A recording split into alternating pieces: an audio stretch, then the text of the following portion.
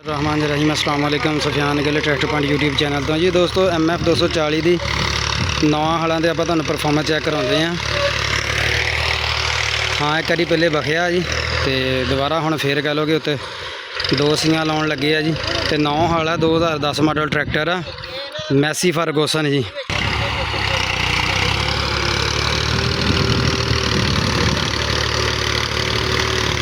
MF 240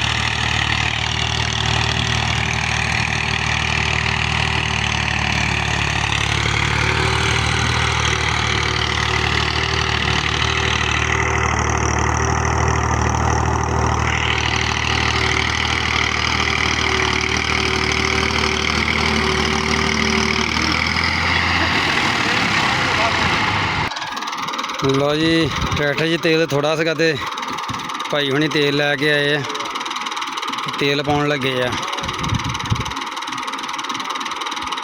diesel जी।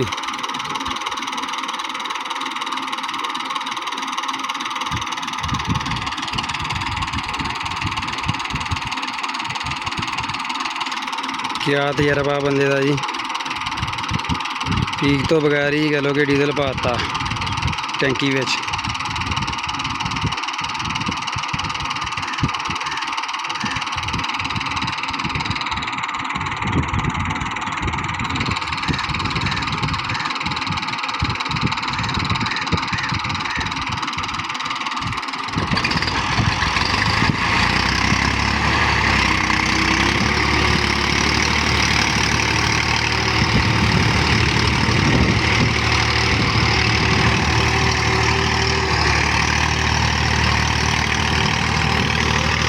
दोस्तों बारिशों तो बाद दूसरी दफ़ा थां जड़ा कह लो कि बहाया वा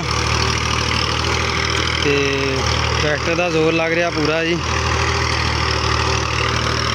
रूटर शूटर ये मारिया पहले कोई नहीं, अगर रूटर शूटर ये कह लो कि एक सी लगी होंगी तो ट्रैक्टर लिए भी आसानी हो जाती। पहले लम्बे रुक पाया जी तो हुण निक्के रुक कह लो कि बाहर है।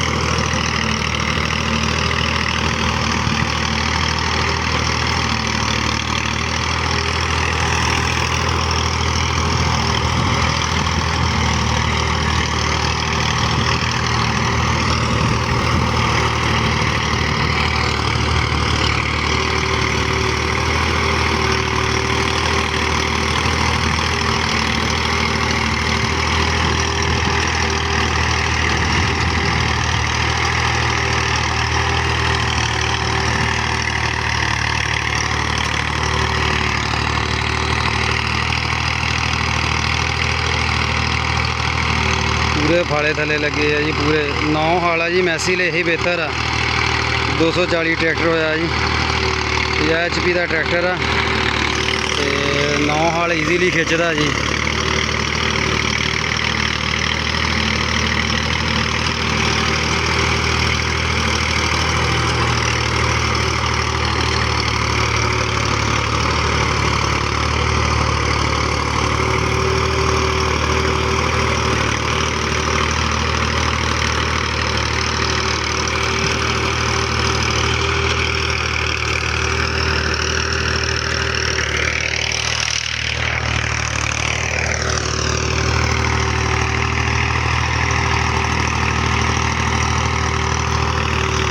हाँ जी दोस्तों वीडियो वधिया लगी हो तो जी लाइक शेयर जरूर करियो। शुक्रिया, अल्लाह हाफिज़, thank you for watching tractor point.